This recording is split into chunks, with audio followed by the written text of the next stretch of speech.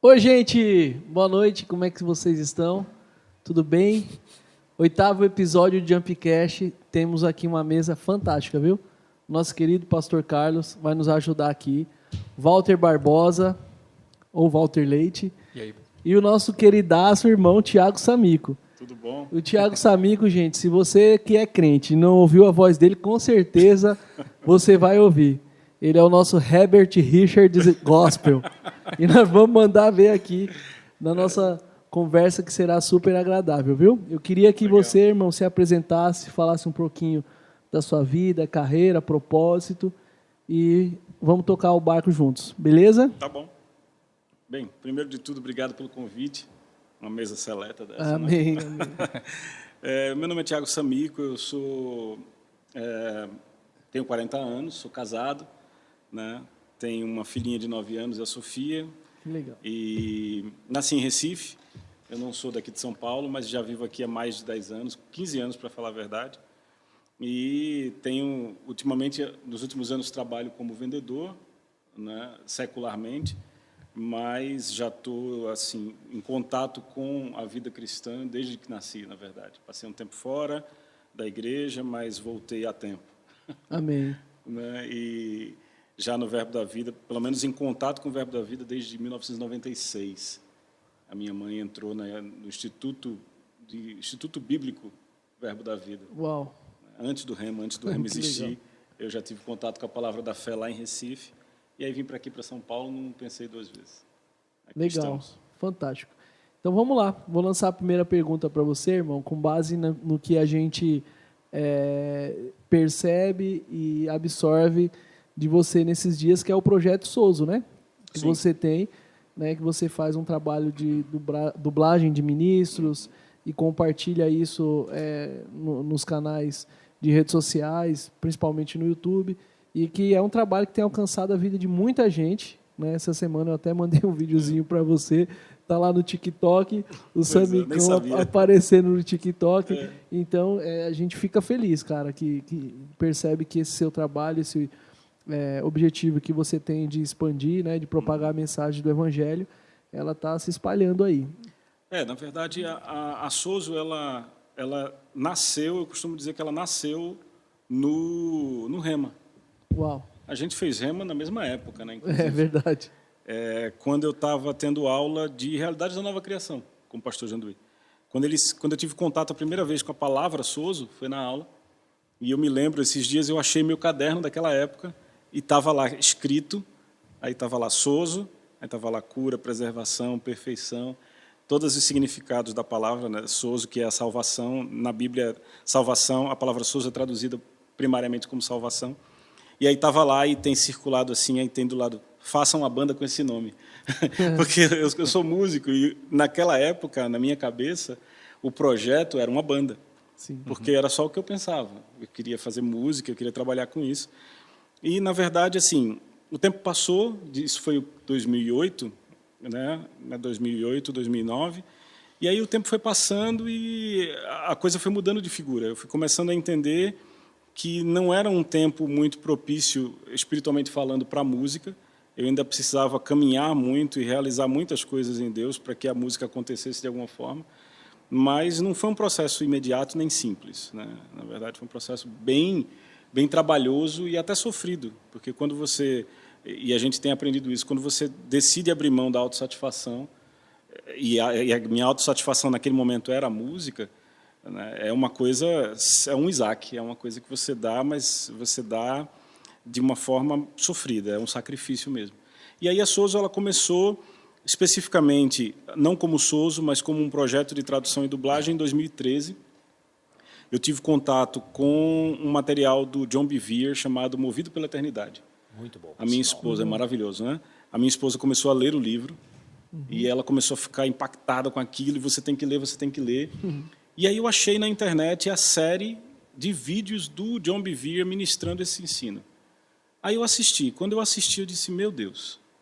Legal. Eu me lembro, cara, de assistir isso e parar o carro, encostar o carro e chorar. Porque eu não conseguia dirigir, não conseguia fazer mais nada naquele momento. Aquilo foi tão transformador para mim, aquela consciência da eternidade, e aquilo, me chocou e me impactou. E aí eu pensei, poxa, temos livro disso, mas hoje em dia livro não é uma coisa que é consumida com tanta avidez. Né? Sim, Por que não ter uma coisa, uma mídia mais acessível? Legal. E aí eu comecei a ter essa noção, eu já sabia mexer com programa de áudio, de edição, por causa da música, eu produzia minhas próprias músicas. Eu disse, eu já sei a base, eu sei fazer isso aqui. E aí fui começando a treinar.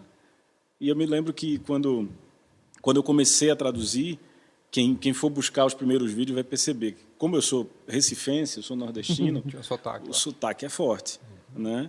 E aí eu lembro que um dublador, um cara que trabalha nessa área profissional, ele disse para mim assim, olha, o material é bom, mas dá uma segurada no sotaque porque está muito forte. A gente fica prestando mais atenção no sotaque do que no conteúdo. Eu digo, opa, isso é bom. Legal. E aí o tempo foi passando e aí eu tive contato, que foi o segundo grande impacto da Soso, com o pastor Cris Oyaki Hilomer.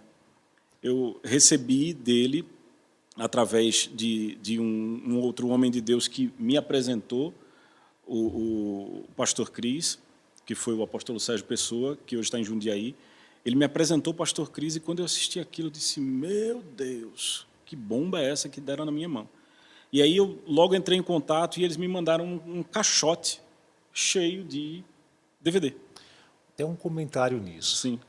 Como é que funciona a recepção quando você entra em contato com outro ministério, no caso do pastor Cris, e fala, olha, eu sou o Thiago Samico, estou aqui no Brasil, tenho um programa no YouTube, e eu quero traduzir, fazer uma ponte, né, aérea entre vocês e nós. Como é que é essa receptividade? Não tem receptividade, irmão. Direitos autorais e tudo mais. Direitos autorais é outro assunto, mas a receptividade em si praticamente não existe.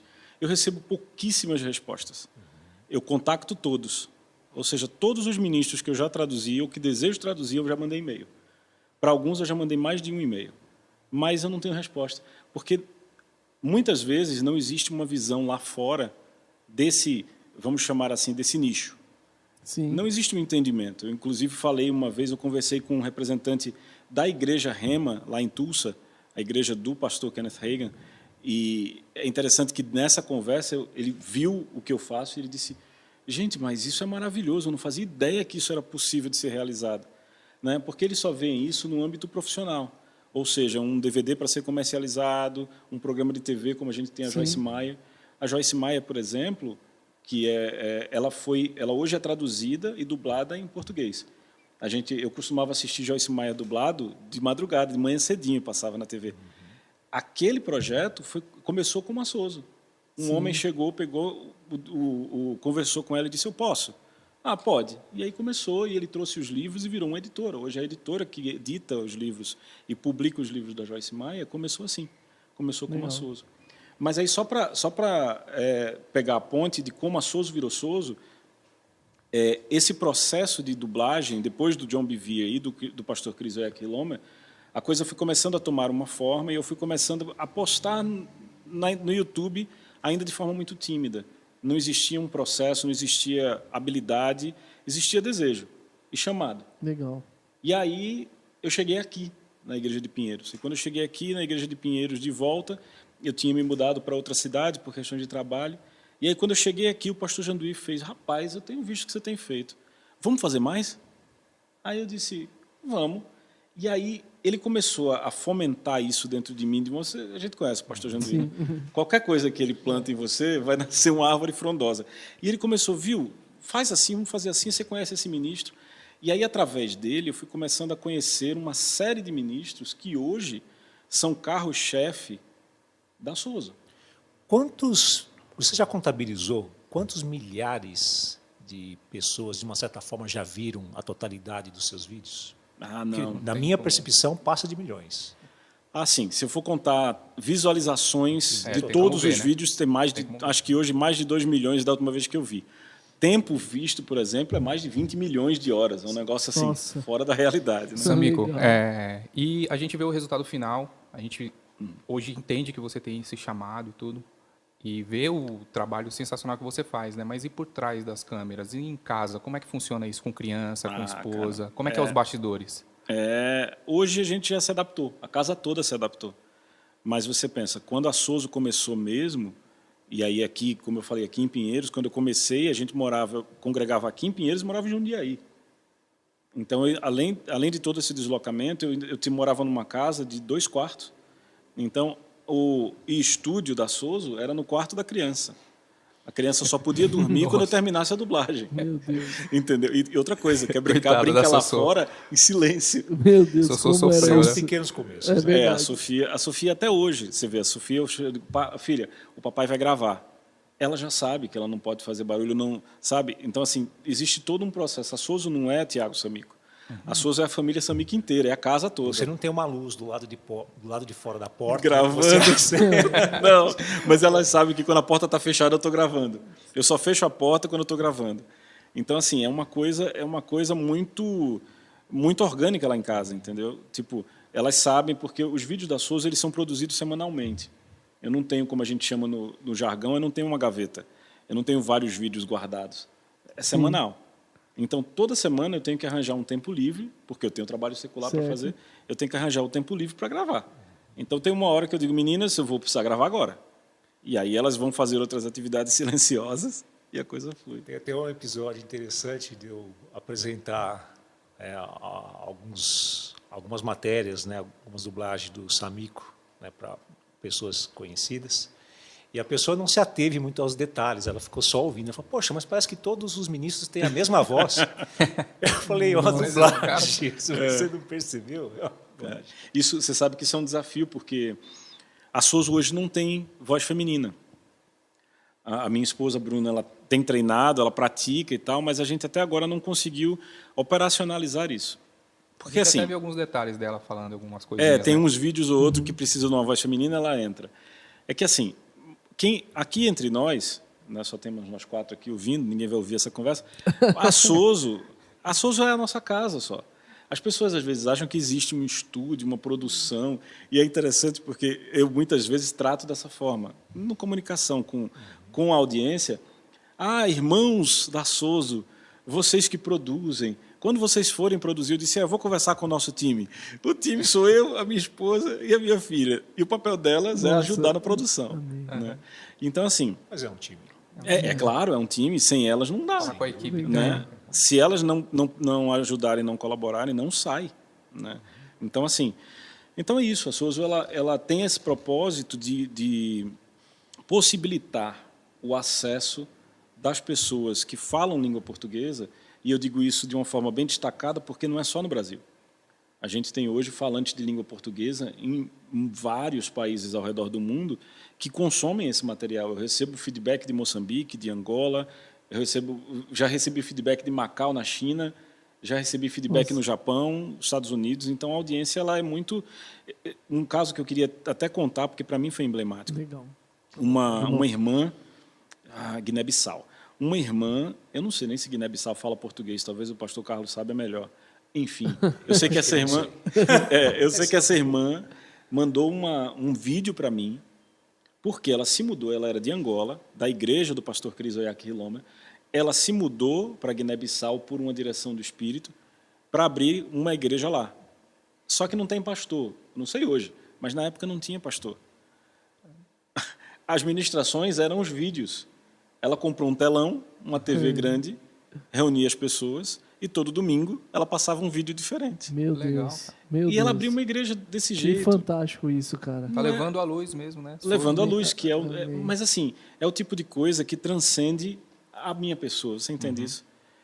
As pessoas chegam e às vezes chegam para mim, você não tem noção da dimensão do trabalho que você realiza. Não tenho mesmo. Amém. Porque eu acho que Isso é um pensamento interessante, cara.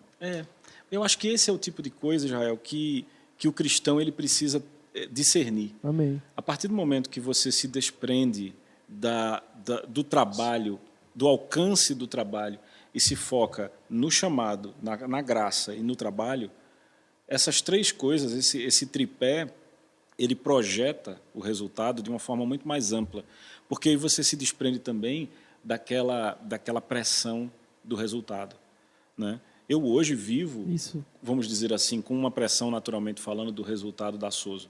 Né? Eu sei a responsabilidade que eu acabo carregando, mas, ao mesmo tempo, o mesmo Deus que me chamou, Ele me capacita e Ele vai concluir a obra. Então, é o tipo de coisa que eu não ando em ansiedade por causa da Soso hoje.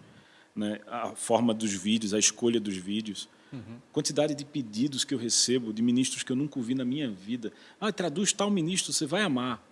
E aí eu vou para aquele ministro e quando eu estou pronto, o Espírito Santo chega para mim e faz Rick Renner. Eu disse, tá bom.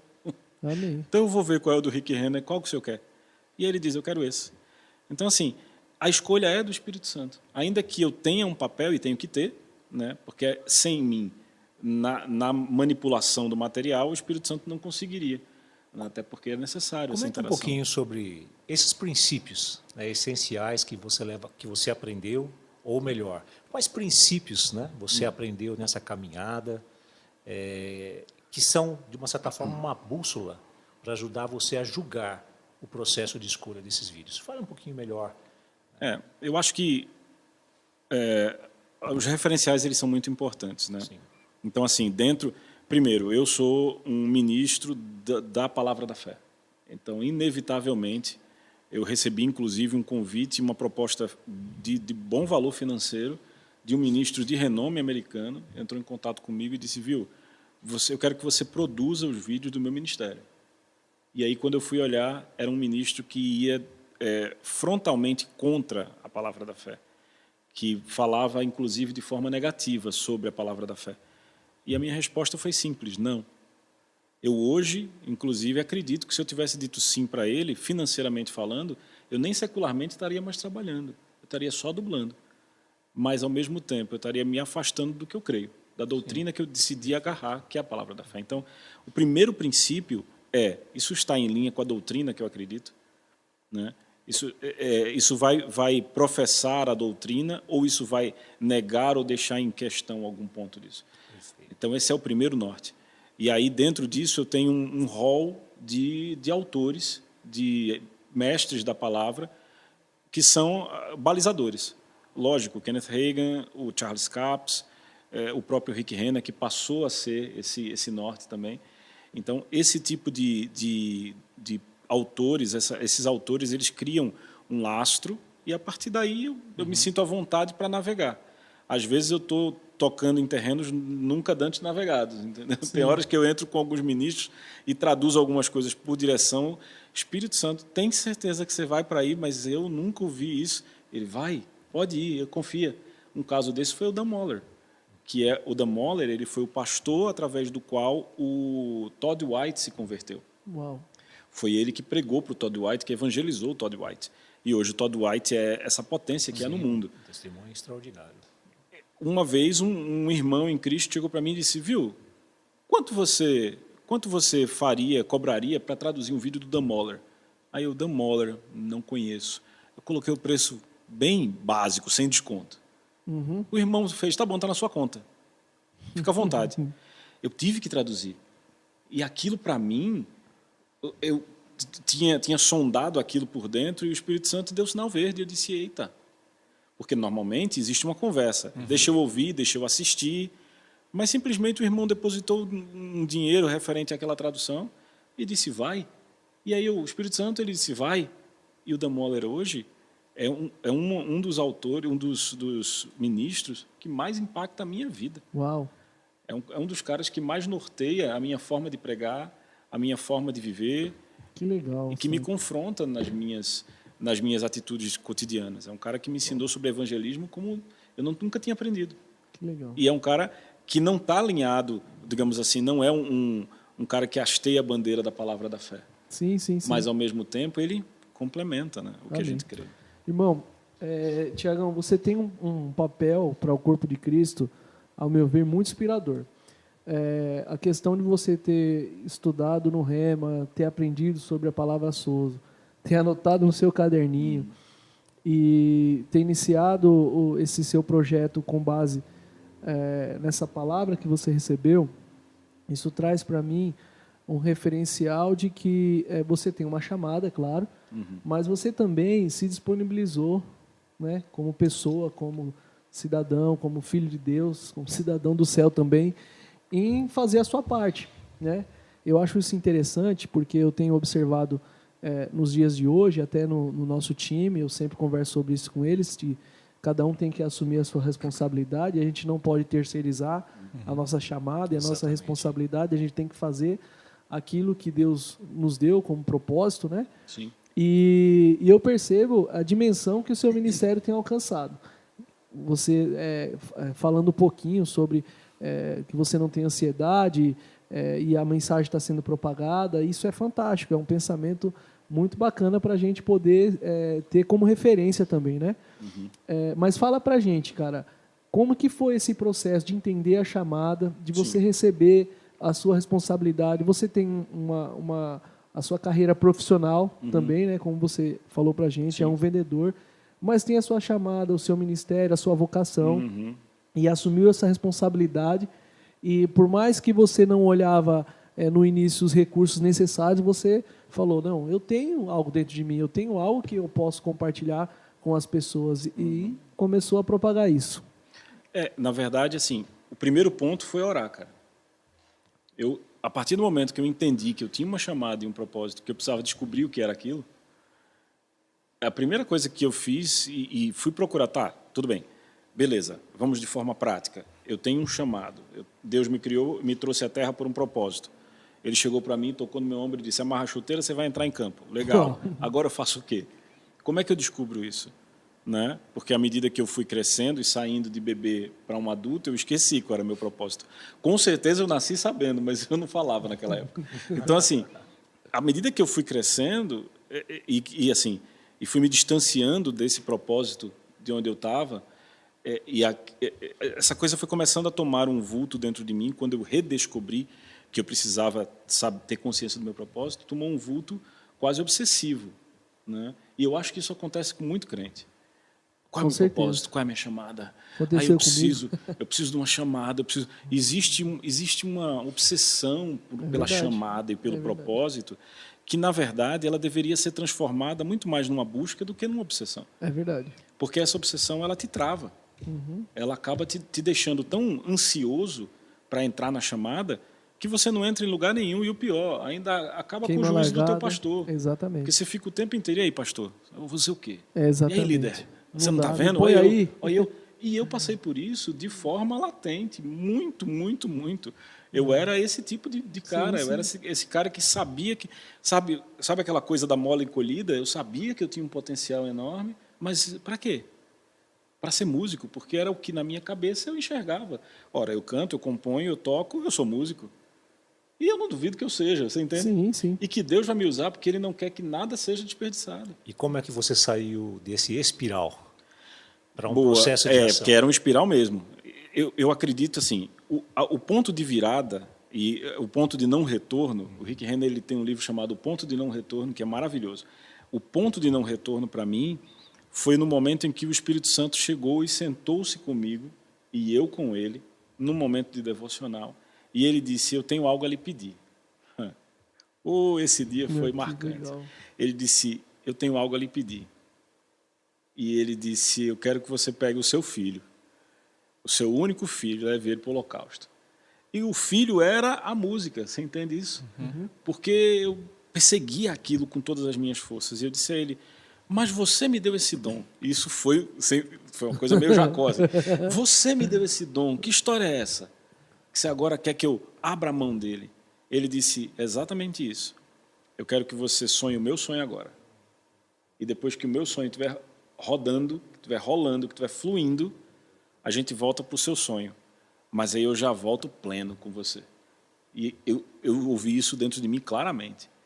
E isso foi um divisor de águas, porque nesse momento ele disse assim, sabe as suas letras? Sou eu que te dou. A partir de agora eu fecho a torneira.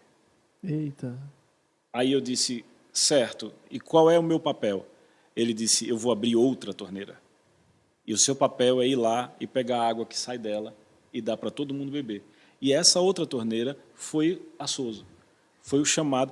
Porque é preciso que a gente entenda, todas as suas experiências ao longo da sua vida, elas têm um propósito e elas são utilizadas por Deus no seu propósito principal. Então, por exemplo, eu quando tinha, 6 anos de idade, 7 anos de idade, eu ficava lendo história em quadrinhos e gravando no gravadorzão do meu tio para ouvir a minha própria voz interpretando a Turma da Mônica. Interessante. Entende? Era Deus dizendo, ei, no futuro... Gera um eco lá de trás. Exatamente. Era Deus dizendo, ei, eu anuncio o futuro desde o presente. Sou eu que te digo o tempo inteiro. Então, olha, a Souza já existe aqui com você com 6. Então, quando fui estudar inglês, eu amava aquilo, sabe? Eu queria ser o mais fluente possível. E naquela época eu não tinha propósito nenhum. Para quê? Só para falar fluente, para entender as músicas que eu gosto. Na verdade, não. Era Deus dizendo, Souza. Amém. Então, quando ele chegou e ele disse, eu tenho algo a te pedir, eu não tinha como negar. Entendeu? E assim, recentemente ele disse, olha, sabe aquele sonho da música? Daqui a pouco eu vou abrir a torneira de novo. Pode ficar pronto. Eu não esqueci. Porque ele é fiel. Ele nunca vai me pedir uma coisa que ele não me dê em dobro. Se quiseres e me ouvirdes, né? Pois é. Mas sabe o que processo acontece? de escolhas, né? Isso. Mas sabe o que acontece hoje? De fato, a minha vida com música hoje, ela não me causa mais nenhum tipo de incômodo no sentido de, quando será, o que será? Etc. Eu, sinceramente, eu nem me vejo mais como um músico. Eu gosto tanto da Souza, da dublagem, do ministério, que, acredite, toda aquela ansiedade, e o pastor Carlos e o Israel vão entender bem, o Walter vai começar a pregar em breve, não é, Walter? Amém. Amém. Mas nós, pregadores, a gente sabe que existe um desejo de pregar. Isso é normal. Sem dúvida. Né? Mas quando a gente está nessa espiral, que o pastor Carlos falou, a gente fica tão sedento por isso que às vezes a gente acaba querendo atropelar o momento. Quando é que eu vou pregar? Eu não tenho mais isso, cara. Amém. Quando o pastor me escala para pregar, eu me alegro, e me alegro por poder servir a igreja, servir ao pastor, servir ao corpo. bênção. Mas eu não tenho mais essa... será que eu não vou pregar? Isso é uma libertação. É uma verdade. libertação. Você falou tudo, é uma libertação. Libertação. E eu digo a você, qualquer um pode ter essa libertação. É verdade. Basta saber para o que foi chamado. É verdade. Amém. Samico, aproveitando aí. Valtão, segura essa sua pergunta para o segundo tempo. Beleza? Nossa, beleza. Gente, o assunto está maravilhoso, edificante. Viu? Crente, fica com a gente, hein? Até daqui a pouco.